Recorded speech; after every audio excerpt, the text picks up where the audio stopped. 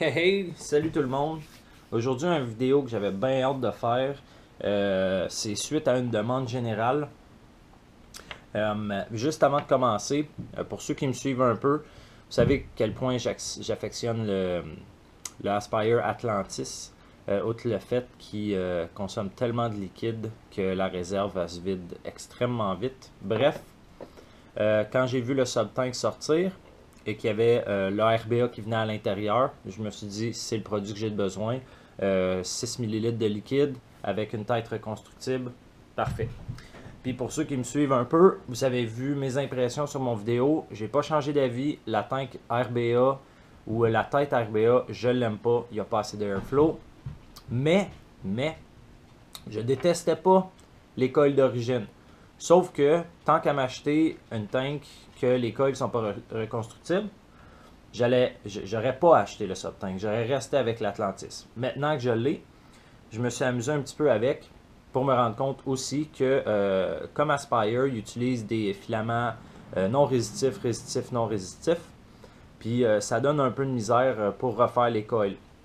Par contre, moi, ce que j'ai découvert, dans un des vidéos, il y a quand même un certain temps, je montrais comment je serrais mes coils dans un dripper sans le rentrer complètement à l'intérieur. Puis quelque chose qui m'a flashé, c'est que les leads devenaient rouges au début, simplement au début. Un coup que tu as traité ton coil avec la chaleur puis l'électricité, les coils ils vont devenir rouges, mais les leads vont rester intacts sans chauffer. Quand on refait une tête, si on l'installe directement dans notre. Si on met le coil directement dans la tête, c'est garanti que les leads vont devenir rouges au début. C'est assez pour brûler ton caoutchouc. Puis on le sait tout, un coup que le caoutchouc commence à chauffer, le goût s'en va pas. Donc moi, ce que j'ai fait, j'ai utilisé la tête RTA pour chauffer mon coil avant de l'insérer dans ma tête de base, dans le fond. Puis magie, tout fonctionne très bien. J'ai présentement un coil de 0.85 à 28 watts. Je l'ai utilisé pour au moins facilement une grosse semaine.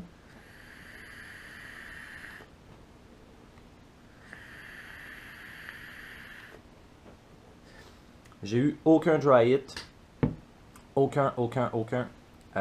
Saveur qui est très bonne. Je me suis habitué au airflow qui était un peu plus serré que l'Atlantis.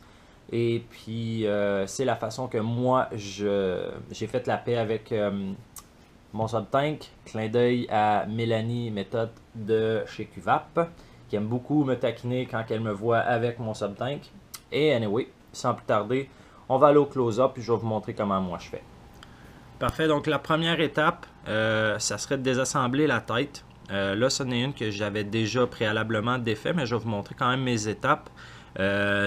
Je tiens à préciser que les marques qui ont été faites ici, c'est avec des pinces, dans une technique que j'avais un peu ratée au début. Mais de la façon que je le fais présentement, il ne devrait pas avoir de coche. Et de toute façon, à l'intérieur, on a un seal où ce que la cheminée va venir s'appuyer et que ça va rester étanche. Donc, j'ai eu aucun problème avec ça. Je n'ai juste à le noter. Donc, la première chose qu'on va faire, normalement, ça serait enlever le pôle positif. Ensuite, le caoutchouc. OK, comme ça. Puis on peut voir que j'ai déjà fait des tests avec cela parce que il y a une petite marque de brûlure. Comme ça. Mais c'est exactement ce qu'on veut éviter. Un coup qu'on va avoir fait ça, donc on va être capable de prendre un tournevis, de venir pousser le coil existant. Après, moi, ce que j'ai fait, j'ai trouvé un tournevis qui avait exactement la bonne dimension pour le rentrer à l'intérieur. N'importe quoi qui va être sensiblement le même diamètre va fonctionner. Puis j'ai des pinces donc qui n'ont pas de dents pour endommager. Puis on va venir le prendre ici. Puis de chaque côté, tranquillement, tirer en le bougeant un peu. Ça partout. Puis pas besoin d'être pressé. Les quatre côtés. Ah, et là, éventuellement, il vient. OK. Donc, ça va nous donner accès à l'intérieur de notre tête. Ensuite de ça, ça va être l'étape de fabriquer notre coil. Moi, ce que je vais faire aujourd'hui, c'est un coil pardon, sur le même tournevis que je dirais qu'il y a environ 3 mm. Et puis, je vais faire un coil de 8 wraps et ça va être un coil collé. Donc, je vais utiliser la même technique que je vous ai déjà montré auparavant. Donc, je vais barrer mon coil en place, mon premier lead. Je vais tourner comme ça, tranquillement. On va faire plus de wraps que voulu. Vous savez déjà pourquoi. Je vais utiliser la portion que je trouve qui est à mon goût. Donc, 2, 4, 6, 8, 9. Donc, je vais enlever ce premier lead-là.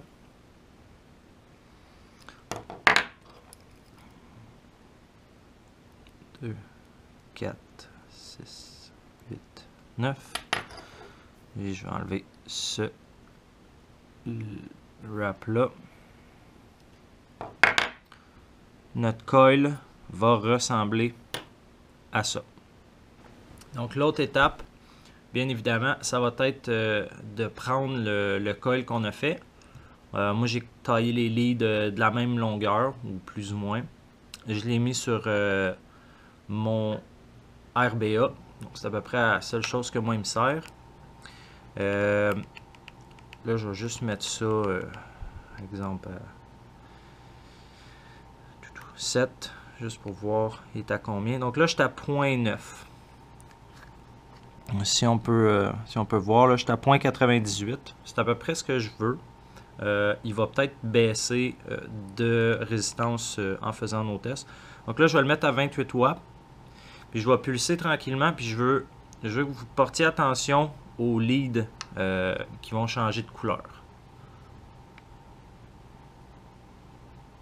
OK, là ils sont rouges. On le voit là, ils sont très très rouges. Ensuite de ça, je vais pulser.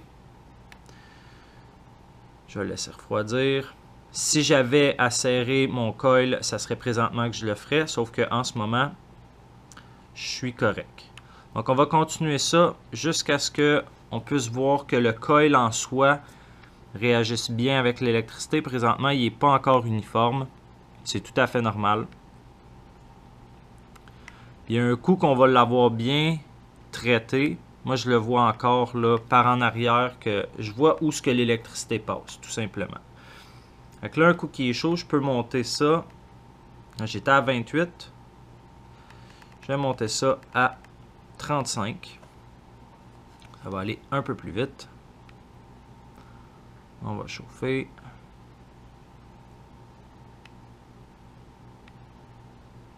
On va pulser encore.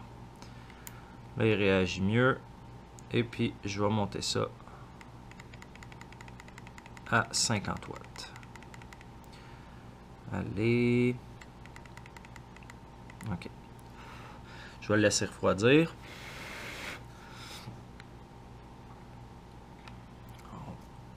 Je vois qu'il y a un lead qui n'est pas assez serré à mon goût. Je vais le chauffer. Il y avait un petit peu là.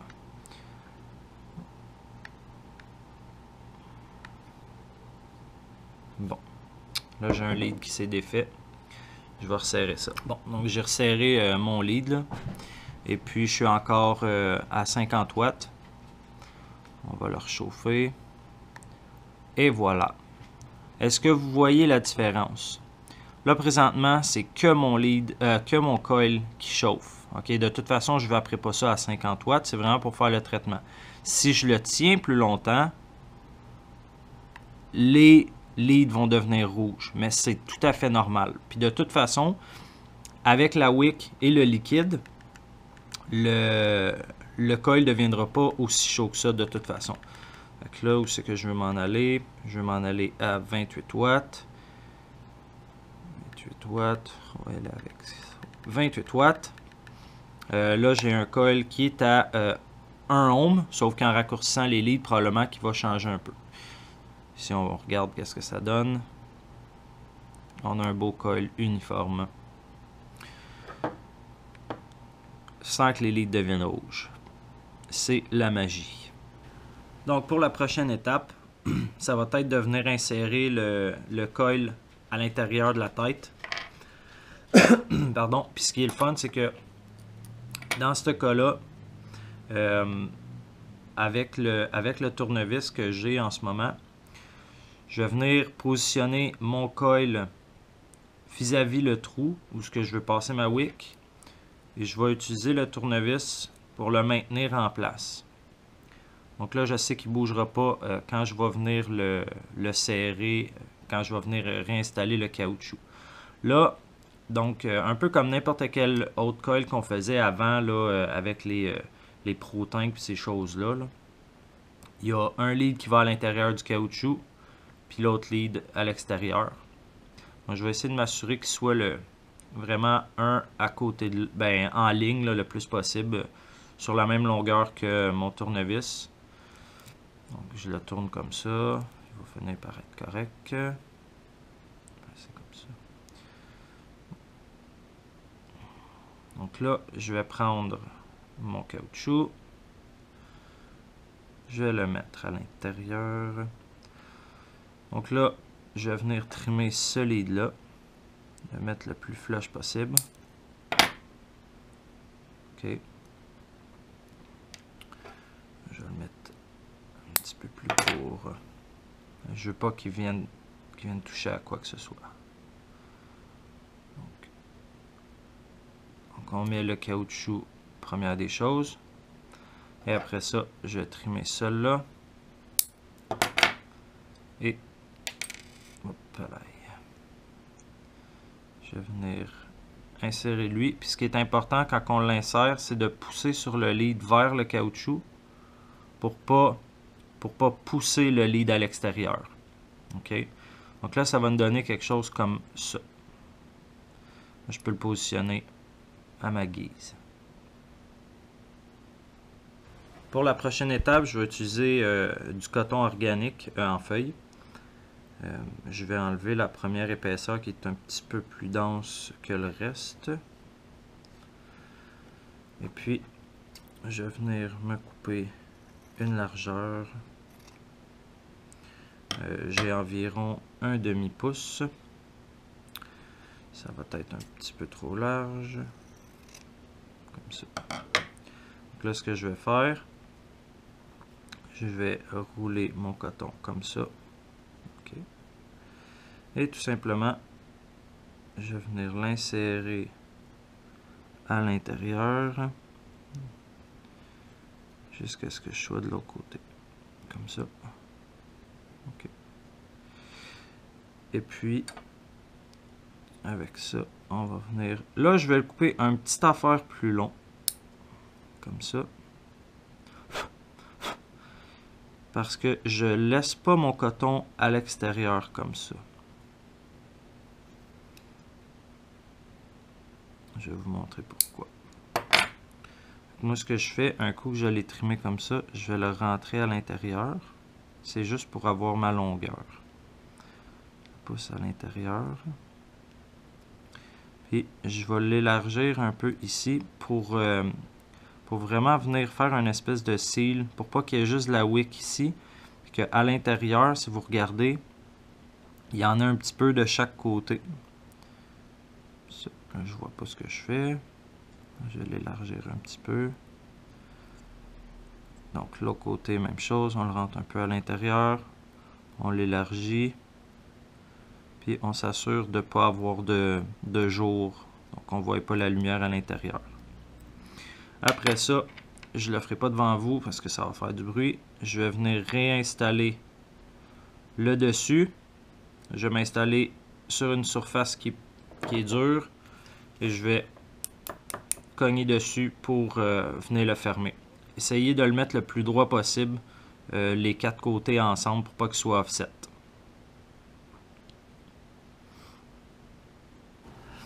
Ensuite de ça, je vais remonter ma tête sur ma base.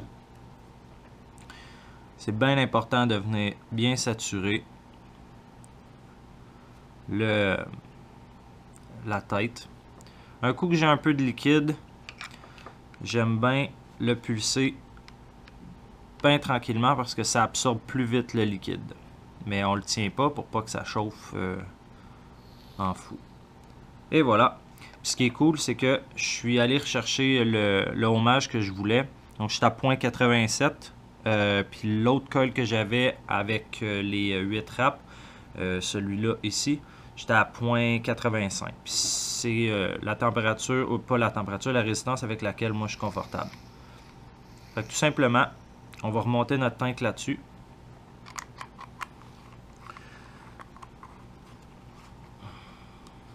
Ça. Normalement, on remplirait notre tank. Hein? Moi, je vais utiliser ça comme ça.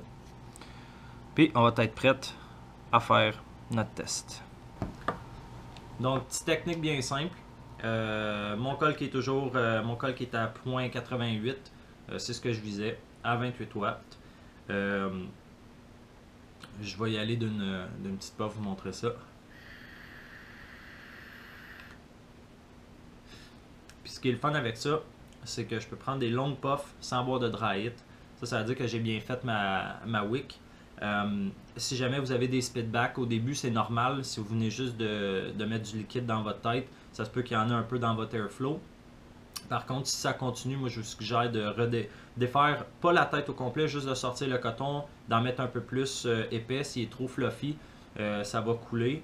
C'est comme n'importe quel reconstructible. S'il n'y a pas la bonne quantité de coton, ben on se retrouve ça avec des dry hits s'il est trop tight, ou avec des speedbacks s'il est trop fluffy, s'il est trop loose. Présentement, moi je suis quand même assez habitué de refaire, donc j'ai ce que je voulais présentement.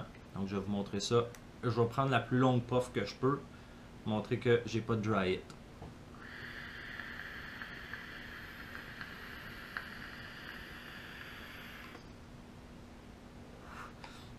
Vous voyez ma face, si j'avais eu un dry hit, je pense que ça serait évident. Alors, c'est ça. Le sub-tank, il y a des avantages, il y a des désavantages. Je me suis habitué avec l'Airflow qui est un peu plus serré que l'Atlantis, à mon avis. C'est bien personnel comme opinion. Mais le fait que je sois capable de reconstruire ma tête, c'est tout l'essentiel des reconstructibles normalement. C'est de ne pas avoir besoin d'acheter des têtes jetables. Puis avec cette méthode-là, moi j'ai juste besoin d'utiliser mon Cantal, un peu de coton, puis je suis en business. Bonne vape!